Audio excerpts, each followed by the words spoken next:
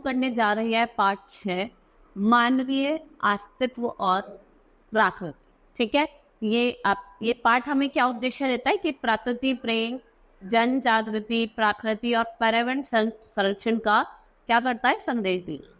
मनुष्य एक सामाजिक प्राणी है। वह जैसे ही धरातल पर जन्म लेता है अपने आप को एक विशेष प्रकार के आवरण में घिरा हुआ महसूस करता है तथा अपने चारों तरफ जो कुछ भी मौजूद होता है उसका सेवन करता है।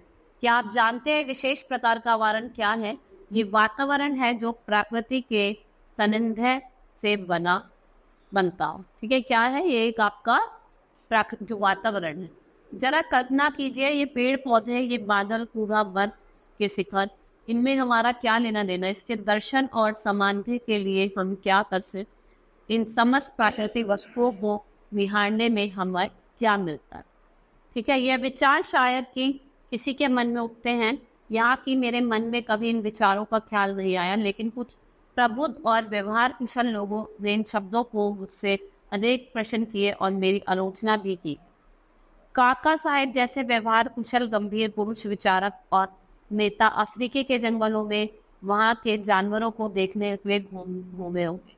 अपनी जान तो जोखिम में डाली की होगी, जिंदगी की कीमती क्षण इसी तरह बर्बाद किए होंगे। इतना ही नहीं, इन धनु का व्यवस्थित वर्णन करते हुए किताब भी लिखते हैं। यह सब कुछ समझ में नहीं आता। इस प्रकार एक दो सनानिया ने भी कहा है। वो कहते हैं कि ऐसा नहीं, बहुत लोगों ने मेरे से इस बारे में प्रश्न में पूछा और बहुत सनानियों ने भी ये बात बोली है। उनका क्या जवाब दूं? मैंने तो इतना ही कहा है कि वास्तव में पेड़ पौधों और पशु पक्षियों की तरह ही मैं एक प्राणी हूँ। भूल से आप जैसे साइले लोगों की दुनिया में आ गए हो, इसलिए कभी कभी जंगली वातावरण के लिए, प्राकृतिक परिस्थितियों के लिए तरसता हूँ और तूफान आसरे हो जाता है, कम में वहाँ हो आता। ठीक है, मैं क्या होता हूँ, वहाँ आता हूँ। वास्तव में मानव प्रकृति की संतान है, लेकिन शहरी जीवन और कृत्रिम दुनिया खड़ी करके हम प्रकृति से बिछुड़ गए। अन्यथा प्रकृति के बिना हमसे राह ही नहीं आता। शहर में कृत्रिम बगीचा बनाकर तथा उसमें 2-4 पेड़ पौधे लगाकर हम सोचते हैं कि हमने प्रकृति के साथ मेल कर लिया। ये तो बिल्कुल उसी प्रकार है जैसे ब्राह्मण की को सेवा रुपये अथवा 4 आने देकर गोदान का समाधान हो गए। वास्तव में जब हम प्रकृति के बीच वे मानव जैसे प्रतीत होते हैं, तभी हम यह कह सकते हैं कि हमें प्रकृति के संपर्क साध लिया। किसी पहाड़ की चोटी पर खड़ा होकर जब एक तरफ असंख्य शिखरों के अनेक रूप तरह, दूसरी तरफ नीचे समतल मैदान से दूर विस्तार तथा उसमें 2-3 नदियों में मोड़ की कीमती रेखाएं देखा, तो मेरा मन में सहसा ये विचार उठा कि एक विशाल संसार का निवासी हूँ। स्वयं ही एक प्रकार कृतज्ञता की भावना जन्मा लेता हूँ जो निश्चय रूप से प्रकृति के लिए होती है, और आपच्चर्य की भड़ास मिटाने के लिए बाद में पेड़ और उसके पत्ते मेरे साथ बातें करते और विश्वपूर्वक अपने सुख दुख की गाथाएं प्रस्तुत करते। एक क्षण में जो पशु पक्षी जो मुझे दुश्मन के रूप में देखने लगते, लेकिन मेरी आंखों में उन्हें आदमी नहीं, आपको आपूर्ति आत्मीयता दिखाई पड़ी। पशु पक्षी मानव के ऊंचे ऊंचे आदर्श नहीं। जैसे हम हैवानियत शब्द तिरस्कार एक साथ प्रयोग करते हैं, वैसे ही पशु पक्षी आदमियत शब्द इस्तेमाल करते हुए अपने सारा कड़वा अनुभव व्यक्त करते हुए कुछ पाले पक्षी कुत्ते को स्वजन द्रोह करते देख वह कहते होंगे कि पशु तो पशु ही है और पक्षी आदमियता का रंग लगने से वह बिगड़ गए। एक जमाना था जब देहात और जंगल के पशु के साथ हम अपनी आत्मीयता ज्यादा महसूस करते थे। जब से सिंगन में रहता तब पक्षी मुझे अपनाते थे और अपने बारे में उसका विश्वास देखकर मैं ध्यानता महसूस करता था।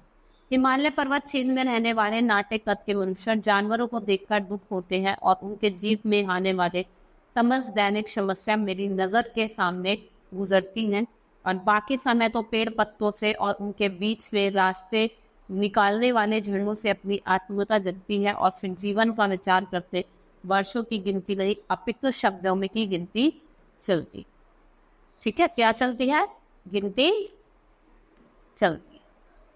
देहरादून के पास भुज पानी और शहद धारा देखने गया।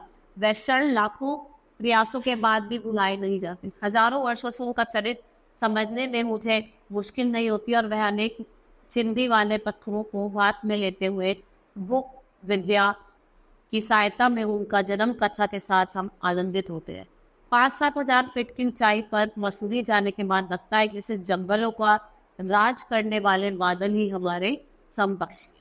कभी एकाध पक्षी को एक पहाड़ से दूसरे पहाड़ तक विचरण करते देख मुझे नहीं लगा कि पक्षी होकर नहीं बादल होकर इस पर्वत शिखर के बीच व्योम विहार जरूर करूं। इन चीर हिम शिखरों में और इन विहार करने वाले बादलों में मनुष्य महान सुंदर है, इसलिए मैं इनके दर्शन करने के लिए तड़पता हूँ। ये बादल दशों दिशाओं में गट की समय समय पर बदलते रहते हैं।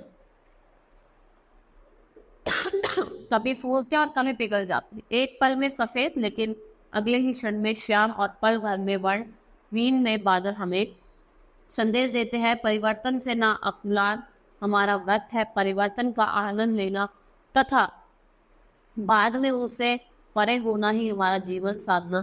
यह कहते कहते ये बादल बारिश बन गए और इन्होंने हमें बिगाड़ दिया। इन्होंने हमें क्या कर दिया? बिगाड़। ये पार्ट जो है ये काका कालेकर ने लिखा, बहुत ही इंटरेस्टिंग था, आप सबको समझ में आया होगा। आज के लिए सिर्फ इतना ही, धन्यवाद।